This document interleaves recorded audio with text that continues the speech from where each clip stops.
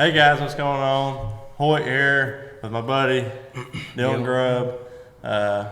It's the first Whitetail Ridge podcast that we're going to be doing. It's season 1, episode 1. I'm excited, man. I'm ready to go. We haven't done a podcast yet so far on the channel, but we're going to go ahead and try to start pumping at least once a month of a random podcast. But yeah, so I guess we're going to get this thing started off. So what do you think? How's it going so far, Dylan? I'll be honest with you, it's been up and down.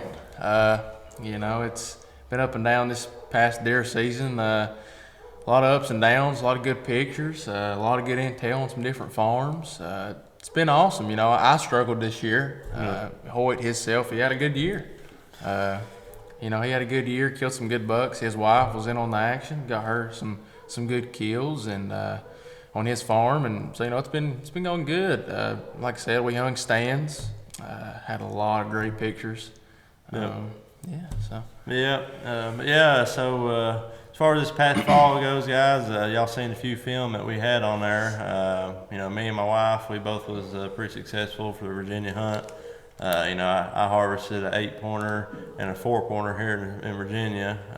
The 4-pointer didn't get on film, unfortunately. If you checked out our Facebook, you've seen photos of it. I was actually pretty shocked that it was only a 4-point. Had a big, huge frame, but that's just all he ever was. Just an old deer going downhill. Yeah. Good one to take out for genetic-wise. But so got that done. My wife, she got a nice 8-point, which is on the channel. You guys seen that. I hope you enjoyed that. But I traveled up to Indiana, done a little hunting up there. I done a nice little short hunt up in Ohio as well during the fall season. Up in Indiana, we set 93 total hours between me and my dad. That's crazy. Sitting day out in the dark every day, except for the last day there. We kind of cut it out towards the middle of the day, but set all that time, seen plenty of action, a lot of deer and whatnot. Just didn't have no good opportunity on one that I was willing to take. Had a heartbreaker too. I did have one opportunity. Had one really, really nice buck that come out, and it was about 16 yards probably from me, and literally stopped behind the only tree he could possibly stop behind, and had blocked his vitals completely. So that's the beauty of it, ain't it? Yep. So, so he wheeled and ran and blew and caught our wind, and that was it for him. But like I said, had a great time, seen a lot of deer, a lot of chasing, good rut activity, and had fun nonetheless. But yeah, guys, going in after that, we actually just hit our milestone for 300 subscribers. That's crazy. We've only been going at this for about 5 months now. We've already surpassed 300 subs, and it's still climbing day by day. So we're very, very grateful for you guys that's looking in on our channel and giving us the love and support and whatnot. But we had a local business come in Big Stone and was willing to help us with some merchandise. Got some shirts in, and by the time they hit the floor, they were gone. So we appreciate y'all for that. Just put in a new order and got some more coming in, so be looking for that. And if you guys are interested in ordering any kind of your own merch or anything like that, we'll go ahead and drop the name of that company. It's FitCon Graphics. They're a really good company. Very nice lady. Very high quality material on the shirts and everything. Anything that you want produced, they can pretty much make it with any logos or anything that you want. But affordable. I thought it was fairly affordable. Very affordable. Like he said, we just ordered some more merch. Got some shirts on the way, some hats, jackets, a few other things. So be checking out our Facebook page for an update on that. And going along with that, I'm sure you guys, if you kept up on our Facebook page, we actually just done our last giveaway a couple months ago. And planning on doing more. Gave away a Tacticam real trail camera. Mr. Matt Hall was the lucky winner of that. So again, congratulations to you on winning that trail camera. And like Dylan just said, we plan on doing more giveaways in the future. That was awesome. A really good camera like that, and had a tremendous amount of people that was willing to get involved and had so many entries. Had a lot of people, local guys, local gals that was wanting to get that camera. So that was awesome. The amount of people I never would have thought would even want to enter it. So that was awesome, and we appreciate y'all for that.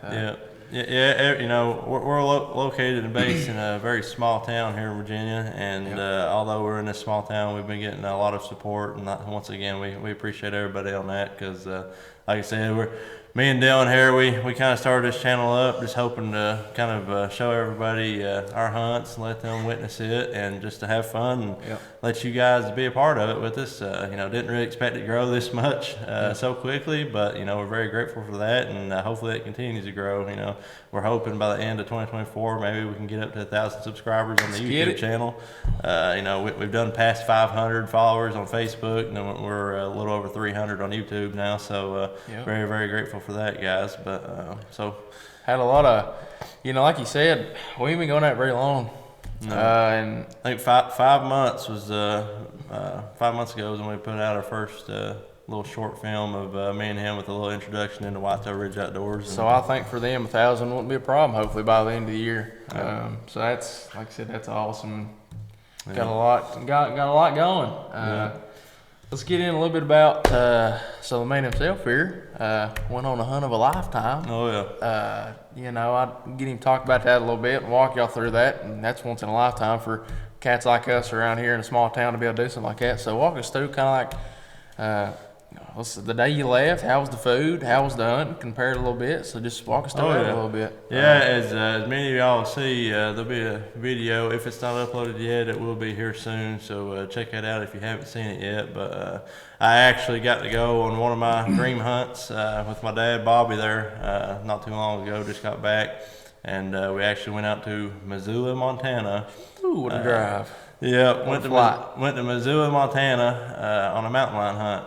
My dad, Bobby, actually, he went out there 23 years ago, harvested a big cat, not through the same people that we went through this time, but through some other people, and he had harvested a very, very nice cat, and ever since he had harvested that and I had seen it, you know, he's got it mounted up in the house there. And, got the itch for it, didn't you? Oh yeah, so that's always been one of my big dream hunts. It's just a matter of making it happen. But yeah, so I had been doing a lot of looking into particularly trying to find somewhere to do a cat hunt, and was wanting to surprise my dad with it and have him tag along with me, you know, so done a little researching around and whatnot, and in Missoula, Montana, there's an outfit called Cody Carr Hunting Adventures. I actually come up and had found that on there. Cody Carr, he's the main guy that's over Cody Carr Hunting Adventures.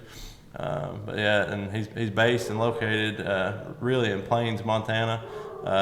You know, he's got a nice lodge and some cabins and really, really nice outfit there. But so I got in contact with him and talked to him a little bit about you know, the cat hunt, how it worked, where I had to fly into, the whole 9 yards, you know. So got in contact with him, got a hunt set up. We had flew out on January the 20th, got out there on the 21st. Spent the night there. Cody and them was actually grateful enough to leave us a vehicle at the airport there for us to be able to access and take towards the lodge to meet up with them. But so done that, started hunting on the 22nd.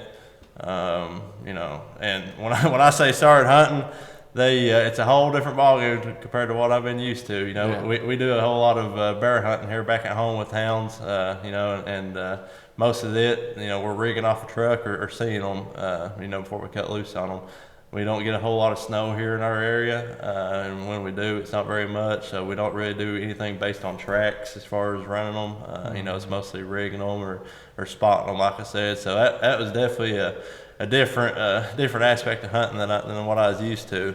You know, we the first day, you know, we got there and they said, well, we're gonna start at 2 in the morning. 2 in the morning. So you know, we got up at 2 o'clock that morning, and we went out, and there's about 1.5 feet of snow. So you know, pretty cold temps. Once again, I wasn't used to that. It was looking about 20-degree weather or so. But and before y'all headed up there, it was how cold the week before? When y'all went up thankfully there? The week before, you know, the week before it was -30. Goodness.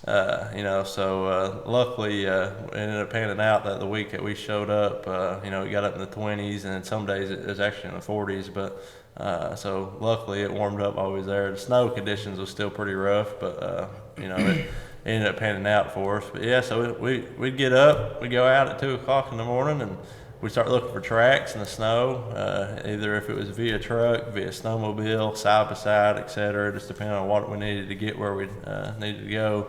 had to put chains on the truck tires, had a snowmobile, had tracks on the side. Talking about some snow. Yeah, so it was very, very adventurous, very fun. But so that first day that we went out, on the Monday there, we had crossed the track, but the unit that was in, the units are set on a quota.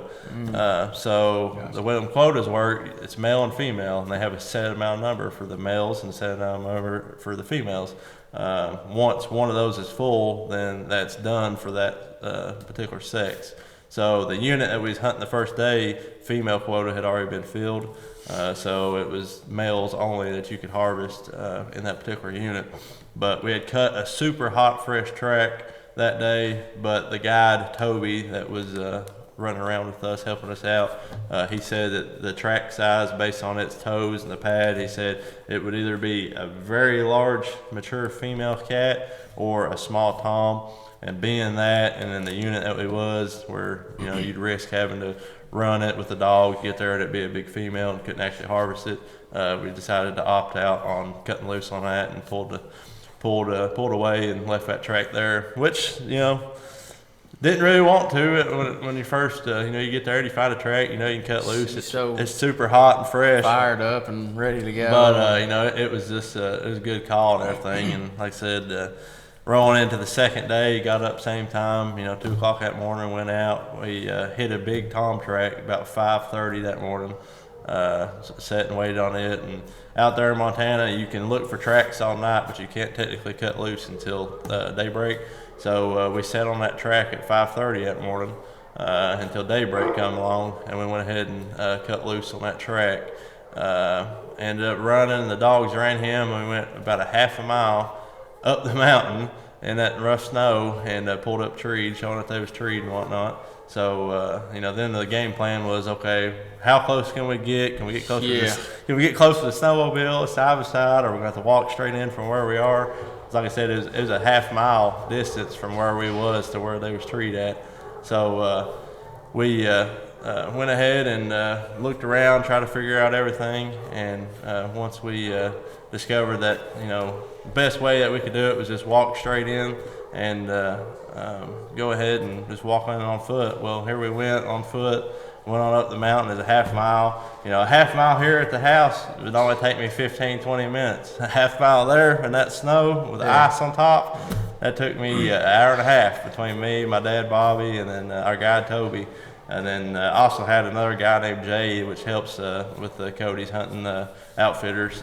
He actually walked in before us, got to the dogs, made sure the cat didn't jump and whatnot, best he could. But team effort, ain't it? Yeah. A lot of people that group up together and all put in the effort to help one another. And that's kind of the same ordeal we do with this bear hunting back at home. We got multiple people, multiple hunters that are all out trying to be sure to help one another with dogs and whatnot to be sure that we can put a bear up or whatnot. So tell us how it felt like walking to the tree. I mean, you was pretty fired up, wasn't you? Oh yeah, I was fired up. That's for sure. Hearing them dogs, and the closer you got, the louder the dogs got.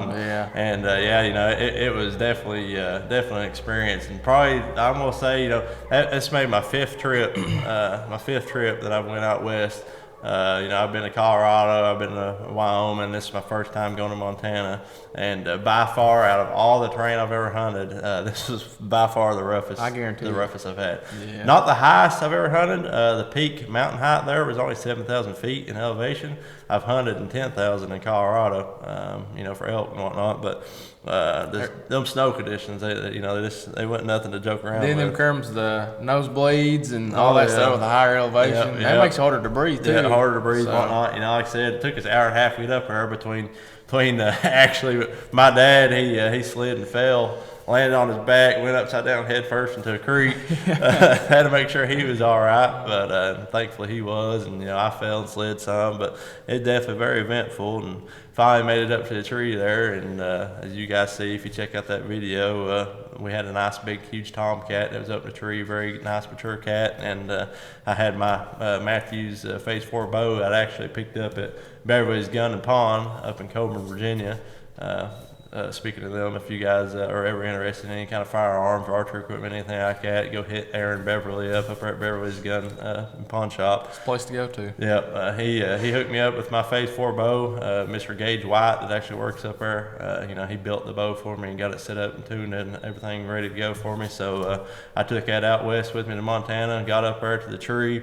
The cat was pretty high up the tree, but had a pretty good opening, and went ahead and got my feet settled in, got drawed back, put it on the cat, made a perfect heart shot on him. He jumped and wheeled out of the tree, hit the ground, and man, he didn't go probably 20 yards from the tree. He piled up. It's one thing to do that and go and shoot with a rifle, but the simple fact he went and done it with a bow is like, that's awesome. Have the courage to do that and make a good shot. Obviously tore all the pieces, and then you've got 5 or 6 dogs at the bottom, not making a good shot, put the dogs in danger, so that was awesome. Yeah, so, as far as all the hunts I've ever been in my life, it was by far one of the toughest hunts I've ever been on and one of the most exciting hunts I've ever been on. And be able to do it with my dad, that was one big thing for me. Like I said, he went out 23 years ago and shot him a cat, and ever since I seen that thing, I was like, man, I got to get me one of these and put it on my wall, so be able to experience to go out there with the old man and get it done with the bow just like he did, years ago in Montana.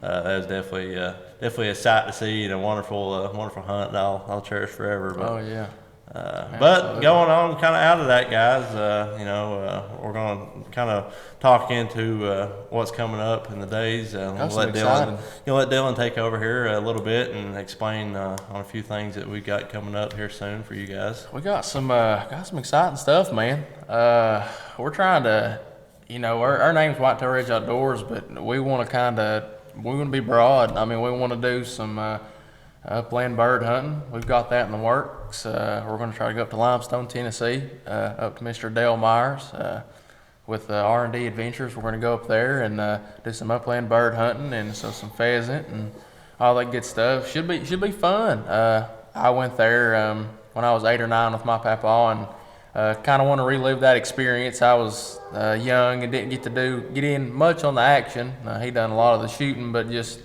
thinking back to how fun that was, and kind of got my first taste of being a hunter at that age. It was awesome. So like I said, we want to go up there and relive that. Got a buddy going with us too. We're going to be there. Got a buddy of Hoyt's in mind to go with us. So it's going to be 3 guys. Going to have 24 birds. It's going to be awesome. Their name's R&D Adventures. So can't wait to get up there with them. Then this coming next week, we got we're going to do some rabbit hunting with some beagles. So anywhere you could see upland bird hunting to hunting beagles to shooting deer, that's what we kind of want to do. We're going to go over to my papa's farm and do some rabbit hunting with some beagles and see how that goes. But should be good. Should be a little bit of rain going into the day there beforehand, so it should be good. Scent conditions should be all right. So I'm excited. But like I said, got some future hunts coming up, and should be awesome. So that's another thing to look forward to. Another thing Pat said, we're going to be trying to do a few shed hunting videos. We've been seeing a lot of deer that's been dropping some horns. I've actually went out a little bit on our farm that we just got, and I found 6 total sheds so far for the 2024 season. That's so awesome. Y'all be looking forward to a video coming out on that.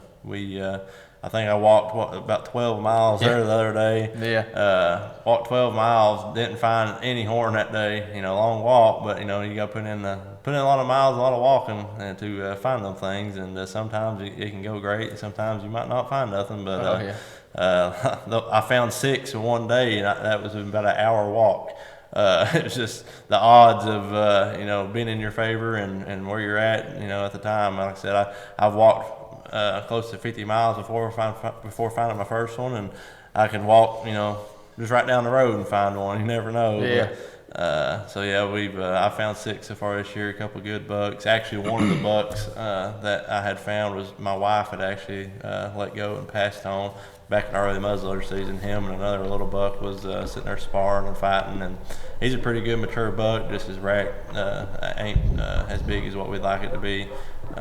He's a very mature deer, hoping that maybe this year he'll put on a little bit of mass, some time length. If not, then he's definitely by far mature enough that she'll probably be willing to go ahead and take him out this fall. But and the footage on him was crazy. I hope you guys are going to get to see that. But I mean, like you said, where we're from, it's hard to see, lots of rut activity where we're from compared to like down in Indiana where he hunts and stuff. It was awesome coming in, seeing them. The part of Virginia that we hunt too, it's there's not a lot of very big class deer. You can find big class deer. They're saying a whole lot of big ones. Yeah. Even these right here behind us that we got on our backdrop here, these was actually both my mother's. Tracy there, she had actually harvested both of these years ago. And anybody that kills a deer that's this size around here, you got something that's good that you're looking for, and and all that based on is whatever you're happy with. When I first started hunting, I was shooting every spike that walked out that was that big. My dad sitting there begging me, hey, if you let them go, they get bigger. You'd be more excited. But I didn't care then if it had horns or if it was brown. I enjoyed it nonetheless. Oh yeah, that's the main thing. Adrenaline rush, getting everybody out in the woods and letting everybody experience the outdoors, no matter what excites them and whatnot. If it's a big, huge, mature buck or a small deer, it's another thing we want to do too. If that spike you're wanting to shoot, if you're proud and ecstatic, you shoot it. It doesn't matter what others think. If that tickles you to death and that's what you want, you shoot it and be happy about it. That's we're happy for anybody that wants to kill something like that. But I got a little bit of itch for some turkey gobbler season coming up, 2024. What are you? Are you a plot guy?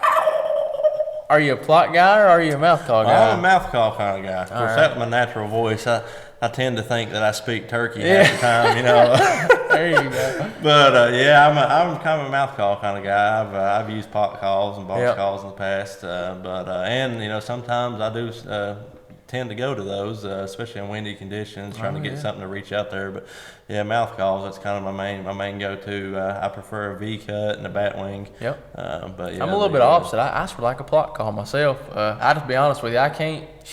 Every time I put one in my mouth, I gag. I cannot use one. You got to trim it down. When you buy one, you got to trim an inch or two off of it, and I just much rather, do it with a plot call. But I'm excited, man. It won't be too long. Our spring season will be coming in here in April for our Virginia spring gobbler season. We are actually looking forward to potentially doing a youth hunt giveaway potentially for that. So you guys stay tuned on our channel and on our Facebook page there. And if you guys got some youth hunters that like you said, we want to do that for some youth hunters and do some giveaways for some hunts. And if you guys have some youngins out there that wanting to start hunting and wanting to do that, we've got a Facebook, obviously, messages on Facebook. So just get in touch with us. That's something special needs as well. If you've got a special needs disabled kid that's wanting to get out, and we want to try to make his day and do all we can for kids and the youth, want to get them involved. So that's in the works. It's another awesome thing we got going.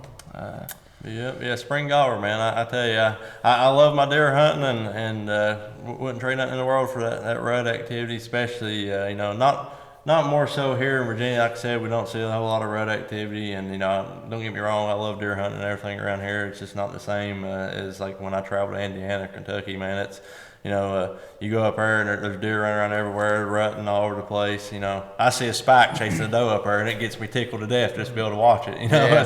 It's just something that we're not used to around where we live, and being able to travel like at it, it's neat to be able to witness that. But spring gobbler, man, I tell you, that's probably the biggest rush in our area is spring gobbler season. There ain't nothing like calling in a big Tom up 10 steps and he's spitting and drumming and gobbling in your face. You get that feeling in your chest right there when they're that close, and man, it's just one exciting hunt, especially in our area. And I had a big problem last year. Every opportunity I got, they just get hung up, hands on the ground. They just get hung up. And another thing we're kind of dealing with in our area and have been for a while, it's just predators. I mean, bobcats and the numbers of our turkeys the last few probably 2-3 years, man, they went down tremendously.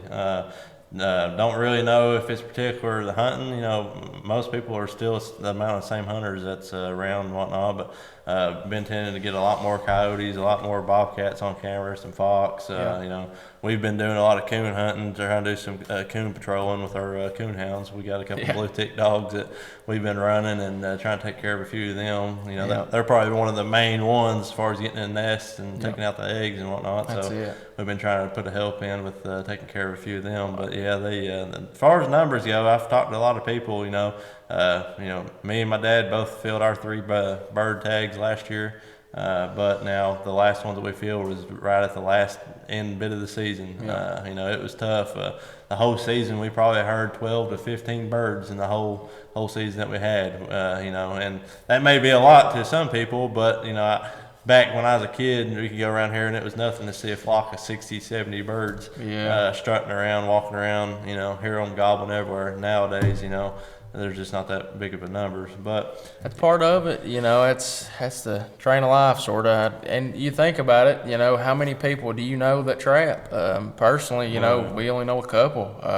It's another thing we'd like to get into doing. I mean, we don't know a whole lot of people that do trap, and a lot of people might think it's cruel, but that's, you know, you can imagine if you didn't trap, what would the outcome be? You know, I mean, like you said, we got a close friend of ours that he traps, you know, every year consecutively, and you know, he's always putting in big numbers. I think the year before last he had 70 some coyotes, and then this past year he had another 70 some, and then this year he's on his way to surpassing that number.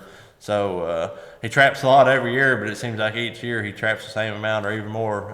You know, it's helping the population as far as all of your other animals, but at the same time, man, it don't seem like it's putting a dent in them. No. You know, but it's got to be helping some. But man, we're just overrun with a lot of predators that's going after our game and whatnot. So we're just trying to see what we can do to help the population for everything. You know, make it controlled. But it's another thing I want to hit on too. It's it may be further on down the road, but to be honest with you, I would love to do some. If we was to ever be doing good, I would love to do some little pop-up shops, sort of. Maybe pop up in town somewhere close to a few places. You know, this is way down the road if we can continue to grow, but maybe at a few schools, you know, teach some students about the youth. Would love to do that. Like I said, that's down the road, and if we can get established and whatnot. But it's been awesome. Yeah, I mean, kind of like what we touched in a little bit earlier. You know, we plan on potentially doing some future youth hunt giveaways, maybe some fishing giveaways, as far as you know, taking some youth out and getting them on their first fish in the river, or first turkey, first deer. You know, so we're going to try to dive in on some of that here in the upcoming future, and even just shooting in general. You know, get some kids out. You know, maybe do some archery. Actually, at a place that we work at, me and Dylan here, they have a very good facility for shooting, gun range, and archery and all that. So if we do, you know, later down the road, get some kids that are really interested, you know, we'll do some giveaways and whatnot, see who can win, and come up there, or maybe even do a big group, not just one particular person, but you know, a big group, and take them and kind of show them the ropes of archery and see if they're interested in it, and get them trying to get out in the outdoors and witness it like we are. You know, it's awesome, man. You know, like we was talking about, this is surpassed what I've thought. You know, life's so serious all the time, and we just want to include the family, and we want to do something that we enjoy. So that was another thing. And another thing we can do too is, if you guys got questions, message us, and we can make some potential videos, question and answer, Q&A videos. You guys got some questions, we'll answer what you got to the best of our ability and how we know how to do it. It's another thing too. And if you guys got any kind of film that you'd like to share with us, either if it's fishing film, hunting film, shooting, just any type of film like that, we are going to be making an email for the Whitetail Ridge Outdoors page. We'll go ahead and get one made up, and we'll add it into this podcast here. That way, if y'all have any kind of film, you can kind of send it in to us there, and we'll check it out. Or our Facebook page, you know, at Whitetail Ridge Outdoors, of course, on there.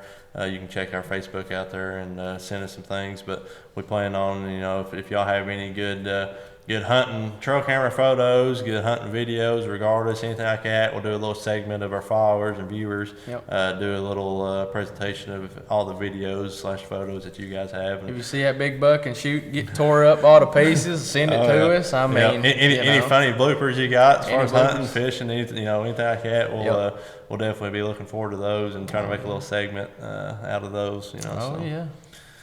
But like I said, I mean, this is the first podcast for us. Oh, So, yeah. I mean, this is raw. This is uncut. This is just something we get on here and talk. I'm sure you guys heard our coon dogs there a little while ago. They got a little riled up. Like I said, It's part of it. It's part of it. We got hunting dogs. We hunt, we fish, and we're gonna be raw on these podcasts.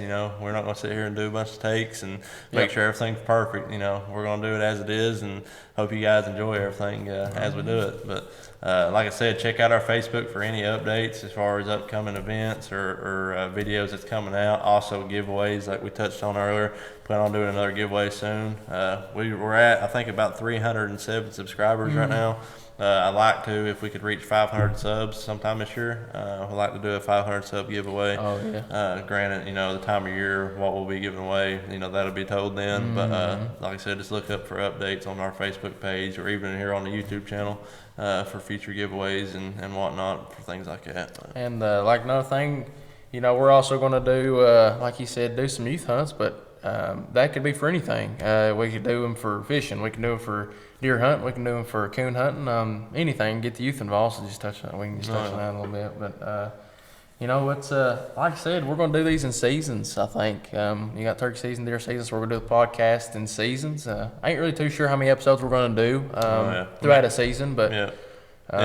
May do one a month, may do a couple a month, maybe one every 2 or 3 months. Not 100%, but we want to get the first one out here and kind of let you guys hear from us the stories as far as our hunts that we've gone on this past fall and what the future has to bring for us, and get y'all kind of touch down on that. And hope you guys are ready to start checking in on some more film, and hope you continue to enjoy what we're putting out.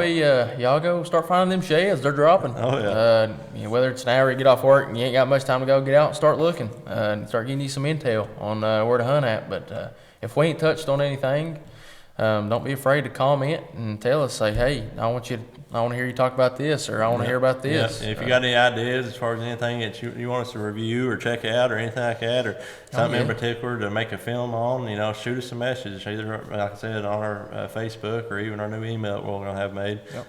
Shoot us a message of any tips, ideas, anything that you guys want to see. Our viewers is the main goal that we're wanting to be sure that we touch bases with you guys and put out content that you guys will enjoy. So anything like that, just let us know. Going on kind of in with that as well, right now, Ramsey Baits, as you can see, we got a few baits up here back on our sign here, but Ramsey Baits, he's a local bait shop. Done a little segment on Facebook for him, kind of thanking him and whatnot for partnering with us. But Ramsey Baits, he's a good bait company. He's got really high quality baits, and we really like all of his stuff that he has. And he's decided to partnership with us and give us some of his baits and merch and whatnot for us to try out and do reviews, videos, and whatnot on the channel. So that's gonna be our gig. Going down the fishing path. So. If anybody else watching this, if y'all are have a company or something and you'd like for us to try out your stuff, if it's turkey hunting, deer hunting, fishing, you name it, we're definitely looking forward to anybody that wants to kind of partner in with us, and we'll kind of help promote you the best that we possibly can with anything as far as videos or Facebook posts and tweets and all that stuff. So if anybody's interested in that, like I said, you can shoot us a message on our Facebook page, or you can email us there at our email. But we'll be definitely looking forward to hearing from you guys that want to do that. I think one thing is we're excited for these future hunts. Always looking to the future. Like I said, got the upland bird hunting coming, and got some ready to hunt some beagles. And I want to thank you guys too, because you guys supporting us, that's what's allowing us to do this type of stuff. So without you guys, I mean, this stuff it's impossible. So when you buy our merch, all that stuff, it helps us a lot. Oh, yeah. So without you guys, a lot of this wouldn't be possible. So I mean, that's kind of the rundown on this past season and how we feel. Excited on some future hunts, some future merchandise. I'm fired up, looking for some sponsorships, ready to get after it, ready to get excited. Oh yeah, I'm ready to go, man. Yeah, walleye, they're starting to run in the rivers. Oh goodness. We'll be doing a little bit of fishing for them, and smallmouth. Trout. They started stocking some trout here in our local rivers here in Virginia, so we'll be running and gunning on a lot of trout and whatnot. And I'm gonna hit on that for just a second if you don't care. We've the trout numbers as well. We was talking about kind of the turkey numbers going down, and the couple years, you know, especially in our area, Southwest Virginia, it used to be unreal. You used to be able to go and catch your limit in no time. But over the past 2 or 3 years, we've struggled a lot. Me and a buddy of mine, and we've struggled a lot, and just had no idea. Wasn't stalking as much. Couldn't figure it out, you know. And apparently, there's the DWR's release. There's been some type of disease going around. I think if correct me if I'm wrong, but I think it's called the world disease. It's kind of genetics. Creates the fish to grow and their fins to kind of be grown in different ways, and you know, it causes them to eventually die. And you know that the world disease has spread throughout the rivers, and it's been killing lots of trout. The hatcheries especially. One of our main hatcheries that actually stocks the trout in our area, they had a big hit. I think what was like 40-some thousand trout. Every bit of 40 to 60,000 trout in the hatchery. That they had to discard of because of that disease and whatnot. But I think that they're finally starting to get in the works of trying to stop that and prevent that in our trout streams and hatcheries and whatnot. But it's definitely dwindled down on our stockings. You know, we used to get about a stocking a week to 2 weeks. You know, roughly 8 stockings in a month, and now, you know, it's dwindled down to maybe 2 or 3 in a month. Still good quality fish. What we do get, it's just not the numbers before, which granted, you know, there ain't much you can do about that as far as these diseases. Kind of like deer, you know, CWD, that's a big ordeal on the deer, and a lot of deer species, you know, blue tongue. You know, that's actually really hurt a lot of places. You know, that blue tongue disease. That's some little. If y'all ain't familiar with blue tongue, it's a little tiny bug or a gnat that goes in, bites a deer, and it gives them a disease. And typically, when they get that, they tend to go to water, and then they end up passing, of course, in the water. So you can find a lot of dead deer. Mostly your mature deer that gets affected by it, but you know, a lot of them you'll find creekways, ponds, stuff like that. Anywhere there's water, they typically go to. But actually, the farm that we hunt in Indiana, about 5-6 years ago or so, it got hit by a bad blue tongue spell, man, and you know, it wiped out a lot of our big mature deer. And we're just now, you know, it's been 5-6 years since that last hit.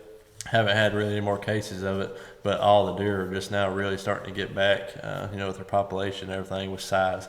Still had a good population of deer, just it took out most of the mature ones, so most of what you've seen was young does and fawns, and then small young bucks. A few mature deer did make it through it, but you know, it just wasn't many. But so that's building back up now, and we're getting a lot more bigger deer. It's starting to move through the area, so that's great. But it's just nature's way of population control, you know, as far as all these deer. You know, you get big high numbers of deer in a particular area. That's usually when that blue tongue hits, and it wipes them out for a while. But really, in the end, it's a good population control. Sucks at the time, but you know, that's just part of it. But, I hate that stuff like it happens. A lot of people, a lot of non-hunters, really don't feel like see what goes into it.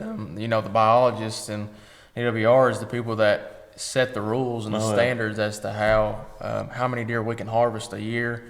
You know, the requirements that are met. I just don't feel like people aren't quite understand that we just don't go out here to kill animals. This is a way of life. If we don't harvest a lot of these deer, you're going to be seeing deer in your front yard, on your porch. Imagine, you know, if nobody shot any turkeys, any deer. The numbers, I mean, you're talking people. Car crashes, fatalities of people, you know, hitting deer on 4 lanes, which that still happens today, even with controlled hunting and all that. You know, there's still a lot of car crashes. Black bears, that's one big thing in our area, man. They have absolutely plummeted as far as going up, you know, and the numbers and everything. The biggest thing on that is most sow bears that you see here are having 3 to 4 cubs. You know, most places 1-2 cubs max. Whatever reason, I don't know if it's genetics or what, but most of the black bears here in our particular area are having 3 to 4 cubs at a time. So they're very very growing in their I don't think amounts, they you know. intend on stopping. No. So you know, that's another thing that we kind of hope too. Is I hope they would kind of open up that bear season a tad bit longer and allow us to harvest a few more. We get about 5 weeks that we can run them with hounds. Like I said, we do that ourselves with hounds and whatnot. And we actually put a few YouTube shorts and stuff on there of a few bears that we'd harvested and ran and whatnot. And I had actually harvested a one that's 450 pounds. It's my biggest black bear. Absolute tank. It's my biggest black bear that I'd ever harvested, you know, and was thankful to get that with our hounds and whatnot, and all my other houndsmen that was helping out on that. But It's a team effort when it comes to that bear hunting. It's all hands on deck. You better have more than 2 or 3 dogs. Oh, yeah. I mean, it gets gritty, it gets nasty.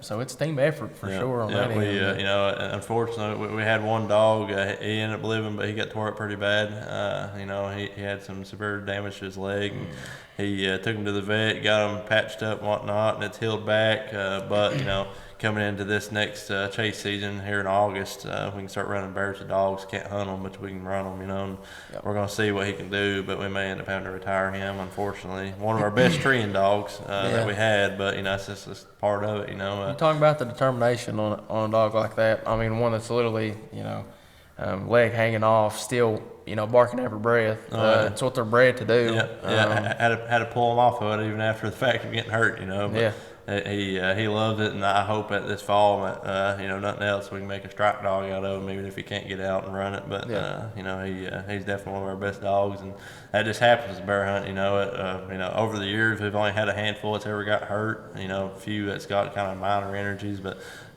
you know, he got it pretty bad, and hopefully coming into August, you know, it won't affect him too much as far as running, and he'll still be able to go out and run bears like he likes to do. Yeah. So absolutely.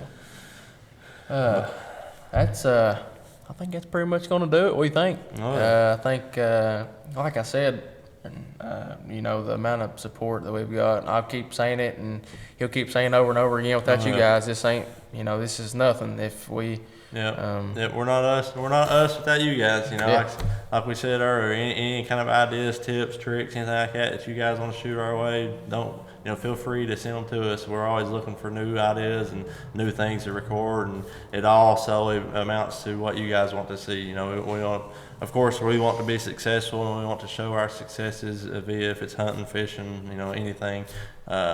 Food plot work, you know, we've done a little segment of him putting in a little bit of a food plot this year and whatnot. So trail cameras, if you guys want to see how we set up our trail cameras, or how we run them, how we can go through and find deer signs as far as bedding areas, trails, where we set them at, you know, different things like that. Just give us these ideas, you know, anything you guys want to see, we're open ears on anything that you guys want us to try to film on. So. Absolutely.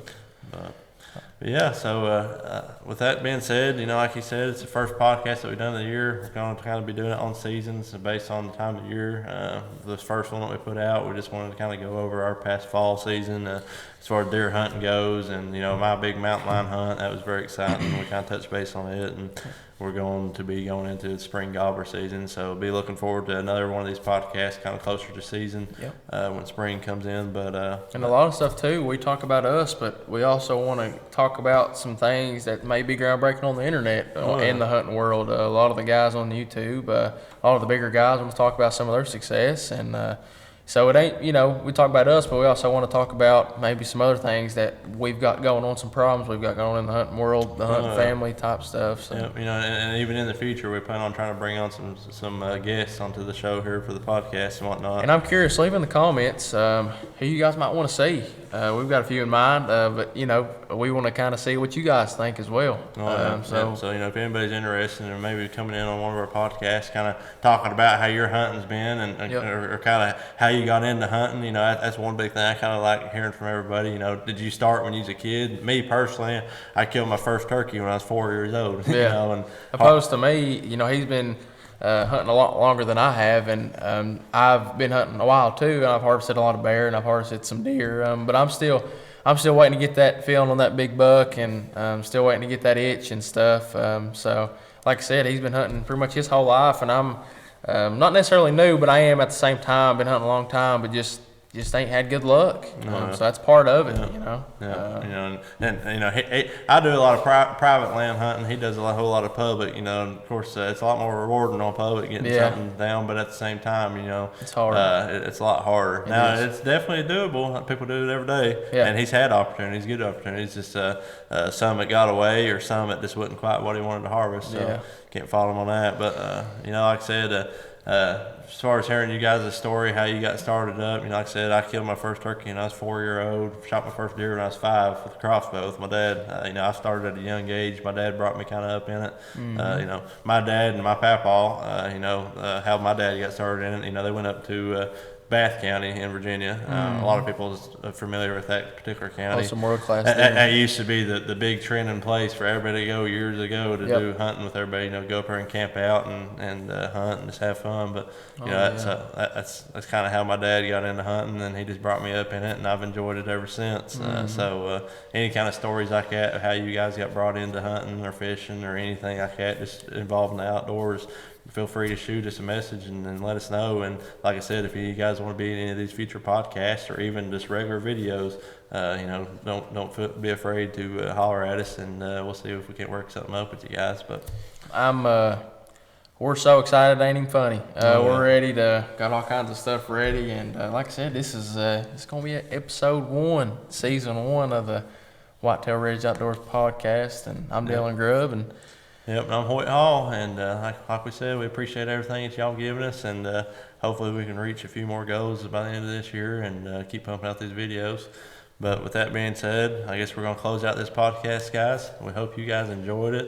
Me and Dylan here are definitely going to be working hard putting in more content for you guys and putting daily updates as soon as we can on our Facebooks and whatnot. So, but with that being said, guys, hope you guys enjoyed. I'm Hoyt. This is Dylan. We're Whitetail Ridge Outdoors. We appreciate you guys, and we'll see you next time. We'll see you. Aim straight, shoot straight. That's right. See you guys. Thank you guys. Appreciate it.